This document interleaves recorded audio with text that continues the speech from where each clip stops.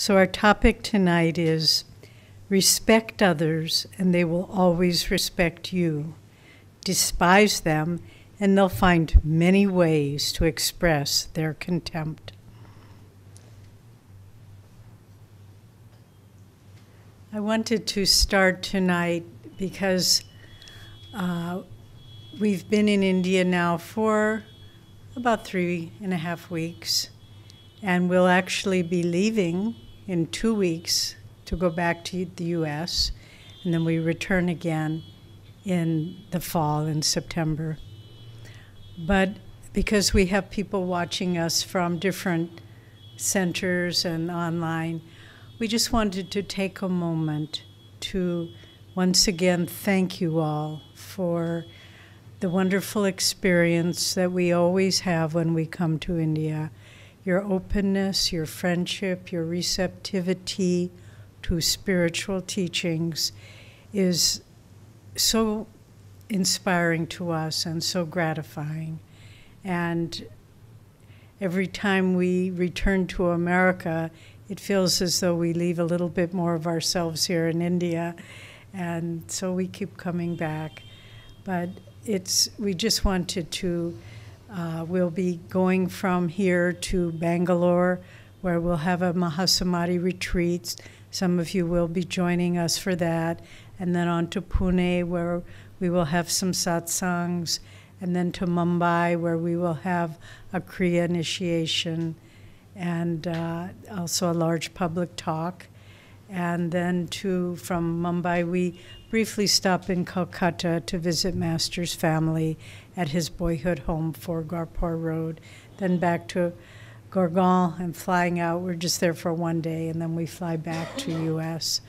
But I just wanted to let you know how grateful we are, both on a personal level and on behalf of the great work that Master and Swamiji have started through Ananda, to have souls like all of you coming that so appreciate the real depth of what Master came to bring, and you're allowing it to transform your lives. This isn't just a quick, oh, I'll go and have this class and then leave, but you're making it the core of your life.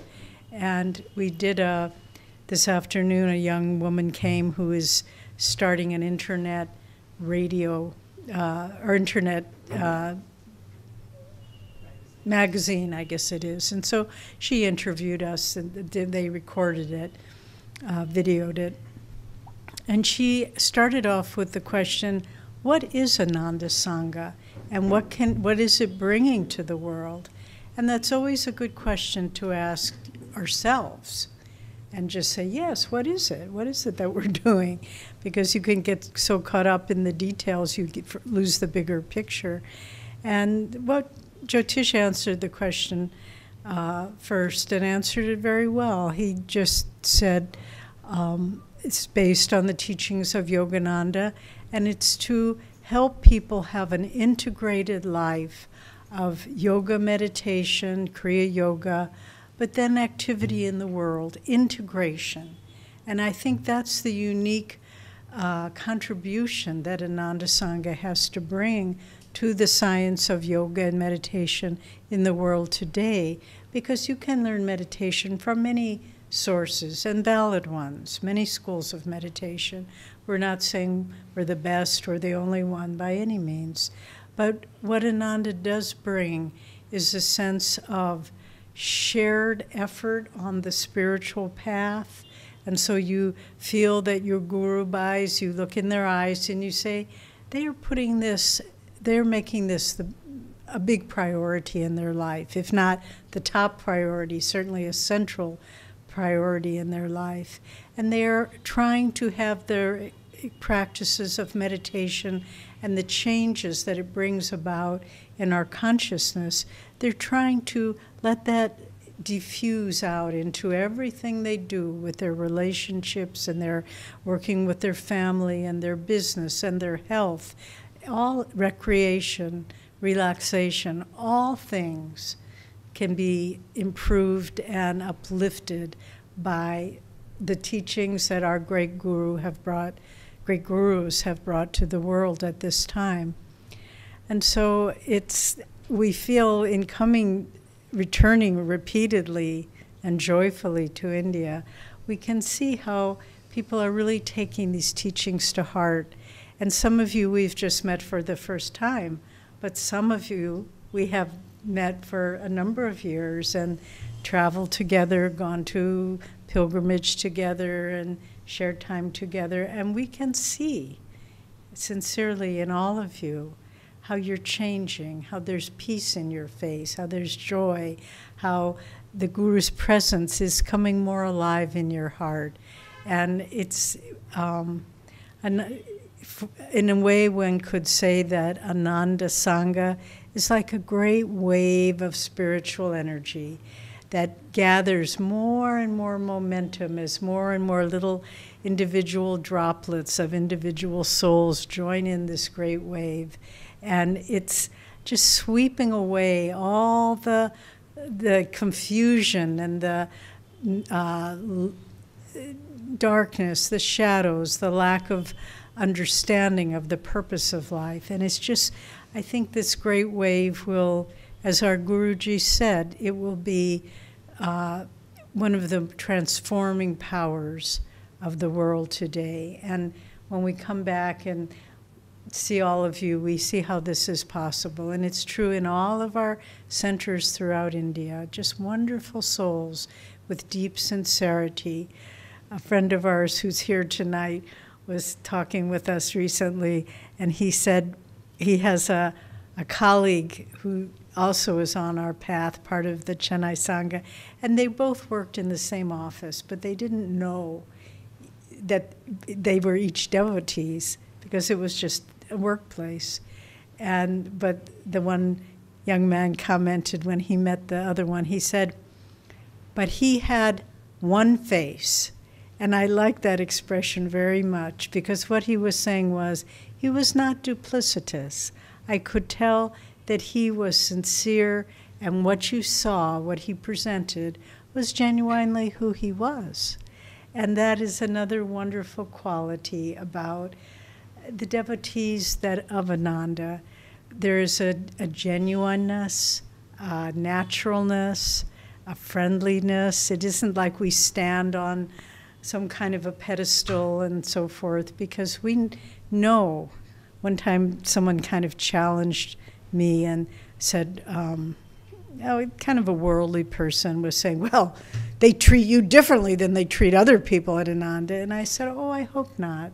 Because if I allow that to happen, then I'm getting into my ego. I don't want to be treated differently. I just want to be able to honestly say, I'm a seeker just like you. I haven't found God yet. I haven't achieved samadhi yet, but I'm a seeker like you. And I've had the wonderful fortune of spending many decades of my life in the association with Swami Kriyananda. But other than that, I'm just working my way towards God like everyone. So we just wanted to say all this, even though it's not on the topic exactly. But since our time in India is coming to a close, and this is our last chance to kind of speak to everyone, all of our friends throughout India, we thought we would just take this little opportunity. So our topic tonight, respect. Treat others with respect. If you despise them, as Swami wrote, they will find ways to treat you with contempt. And haven't you found it so that if you try to avoid someone or try to undermine them a little bit, they're always kind of shooting arrows back at you. But if you just accept them for who they are, then it neutralizes the situation. And our Guruji, Yoganandaji, Swami tells us that he treated everyone with respect. Here he was an avatar, and he would mix with people no matter what kind, and he would always see the best in them. Once there was some kind of gathering at a hotel, and a man came up to Master, and he was a little bit inebriated, and he kind of put his arm around Master in a very overly familiar way, which none of the disciples would have done. And there was a young Bengali disciple with Master, and he made some kind of a comment, like, oh, disparaging comment, look at this man, he's drunk. And Master said, and the man couldn't understand because it was in Bengali, but Master chastised the young man. He said, no, no. He said, don't say anything. He too is a child of God. And so in a way one could say the greater the consciousness of an individual, paradoxically, the more they treat everyone with respect because they see the God in that person. They don't see the flaws. Again, Master said, if I wanted to start criticizing the organization that in America, Self-Realization Fellowship, he said, I could start now and never stop. But why look at the flaws? Look at the virtues. And so when we think of the word respect, it means to acknowledge sincerely and internally the virtues and the positive qualities of another human being or another business, another organization, whatever it might be, but to acknowledge the positive virtues and not to say, oh, but what about this and this and this? You know, so again, Swamiji was so much like that. He would never let us speak critically of anyone else. He just would stop you in your tracks. There was one man who was in charge of one of our centers, and Jyotish and I went to visit, and as soon as this was not in India, so it's and this was many years ago, but so no one you know, and I'm not speaking critically of anyone here, but as soon as we went to this center, everyone said, can I talk to you? All the members wanted to talk with us, and we always know that's a warning sign. Something's wrong. And so one by one, they began saying, oh, this leader, this man did this, and he did that, and he's not done this right and not done, and they were valid complaints. So we went back to America. This was in Italy, this was happening. And Swami called us over because he knew we were returning. And he said, well, how are things going? And we said, well, Swami, and that's all we said. Well, Swami, and he knew where we were going, and he just cut us off. And he said, I don't want to hear anything more. And that was the end. And he wanted to give this person a chance to prove that he respected their potential. And so he wanted to give them a chance to prove that they could do this job. What happened? What's the rest of the story? The person couldn't do the job well. He took it to his ego, and he was bossing everyone around. And finally, it was interesting. We were with Swami, and someone else was visiting from Italy, and he said, how are things going? And the person said, oh, very well. This person who's leading, he's like a comedian. You know, he's always making jokes, and Swami, that was all Swami needed to hear.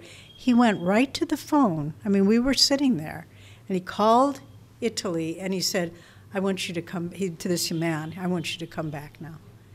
And it was very interesting because he respected the person's free will, he respected their ability to try to do a good job, but then there was that moment where he realized it was going too much in that other direction. Not a critical word. He didn't look at us and say, you were right. He just said, and he gave the person a very nice position, but not of leadership. And so it's such a wonderful quality, and that's also a quality of our Ananda Sanghas and our communities everywhere. What holds them together, because you have 250, 300 people at Ananda Village, for example, that are all working together and sharing, facets of their life together. And it would be so easy for that to just fall apart due to tension and factionalism or taking people's sides, or he wasn't treated fairly. But there's an innate respect, and it comes from how Swamiji treated all of us, that every person has the right to be themselves. Maybe it's not how you would live your life, but that's not the determining factor, to look at the virtues in every individual. And once we stop, we turn off that critical faculty that says, I have to find what's wrong with that person. Then you turn on the opposite. I want to see what's right about that person. I want to understand them. I know when I had very good training as a little child, because my mother was a woman of compassion and kindness. And when I was little, if I would come home from school and maybe another child had teased me or been mean to me or something, very often parents get very defensive, and now I'm going to call that person's mother and give them a piece of my mind. My mother would always sit me down and she would say, let's try to understand that person. Not they're wrong and what a bad person. Let's understand why they would act that way. And it was, as a little child, it was a hard lesson because I wanted her to say, oh, I'll defend you. But she trained me, and it was good training to just look and see. And those of you who have children, I really suggest that way of working with them. Don't always think that the world, don't always have them, don't raise them in such a way that they expect the world will always treat them in the way that they want. Help them to see the world is a mixed bag, good and bad. People will treat you well, they will treat you poorly. But if we go beneath that and try to understand what's motivating them, then we can accept whatever comes. And so and concurrently, the opposite, it's not concurrently, but on the opposite side, if we don't treat people that way, they can feel our thoughts, they can feel our judgment. I know Jyotish told me once he went to, he and another man were playing a sport game together. It's a game called handball. I don't know if you play it here. It's a little cord and you have a little racket. And so they were playing doubles. So he was on the team with another man. And then there were two on the other team that they were playing against. And Jyotish is a good athlete. And so he'd hit the ball, but whenever it was the other fellow's turn to hit it, the partner would always miss it, always miss it. And Jyotish said, I started having negative thoughts towards him. I started thinking, can't he ever hit the ball? And he said, I realized the more I thought that, the worse he got. And finally, he just, if the ball was coming this way, he'd run that way. And so then Jyotish quickly realized, and he said, I've got to start making him feel better. And so if he missed a shot, he would say, nice try, good try. And he was putting out positive energy toward the man. And he said it just began to change. And the man got better and better. And I don't know, did you win? I don't remember being one against ourselves.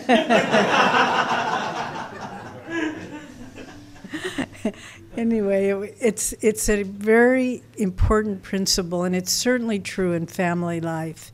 If you're having critical thoughts against someone, immediate family, extended family, people are sensitive. They feel our thoughts. It's this world, we don't live in walled off. Our thoughts are, there was an American philosopher, I think it was Emerson, who said, your thoughts are so loud that I cannot hear the words you speak.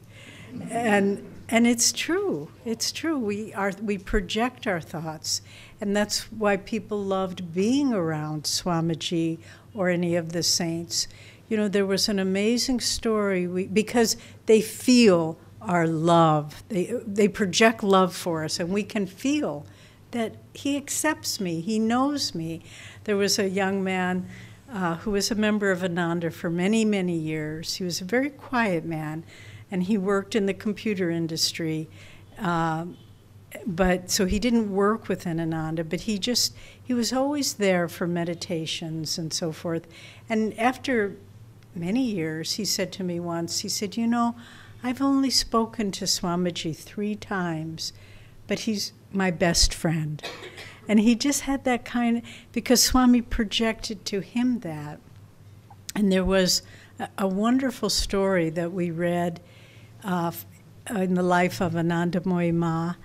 And in this story, she was having a satsang, and the men were sitting on one side and the women on the other, because it was more traditional and conservative. And all of a sudden, this crazy man burst into the room, and his hair was wild, and he was dirty and disheveled and raggedy clothes, and everyone was upset, and Ma said, it's okay, it's okay. And she just projected love to him, and he went and sat down with the man, and he was quiet for a while. He was kind of feeling her blessedness and high state. And then she had a big bowl of fruit, and she passed it around, and everyone took, for prasad, she blessed it, and then everyone took a fruit. But when this crazy man, he got an orange, somehow he lost control again, and he took the fruit and he threw it at Ananda Ma with great force, and it hit her. And the disciples were horrified, and they took the man and they very roughly dragged him out and threw him out. And then Ma said to them, you shouldn't have done that. And the 2 men who threw him out, she said, I want you to fast for 3 days to make penance for the anger and the judgment that you had toward that man. And then a few days went by, and the man returned. But this time, he was his hair was nicely combed and cut, very clean, nice clothes. And he went and sat quietly just in the corner, and everyone was amazed. And finally, Ma said, what has happened to you? And he said, well, Ma, I am from a very good family. I have a good education. But at a certain point, it was like I became possessed. And I lost who I was, and I was a raving man. And he said, but when I threw that orange at you, I felt such remorse. And I felt so sorry that I had done that it drove all the negativity out of me, and I returned to my true self. And he became a very close disciple of Ma for many, many years, for the rest of his life. But she did not judge him. She just accepted him for what he was and tried to connect with who he really was. And because of the power of, and everyone else was judging him and rejecting him, but the saints don't do that. They accept even that kind of person. And so, and in that respect and caring, his life was returned to a beautiful life once more. And so that's a dramatic story, but in so many little ways, we can do this for each other.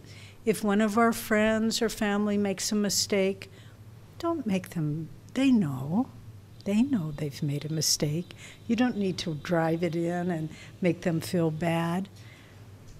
Same with again, hearkening to my mother, and I'll conclude and let Jatish speak. But I have a brother, and he was always making bad decisions. But my mother never criticized him. She said he's just trying to find his way. And eventually he did. And he's led a very, very good, helpful life to others. But I know in large part it was because my mother just accepted him, didn't condemn him, but treated him with respect. And when we do that for each other, it's ennobling to us, because we are seeing the world around us as God sees it. We are seeing other people as God sees us. And then we can become a channel for God's love. And we can walk with humility and simplicity in the world and feel that God is respecting us for how we've tried to attune our lives in this divine way.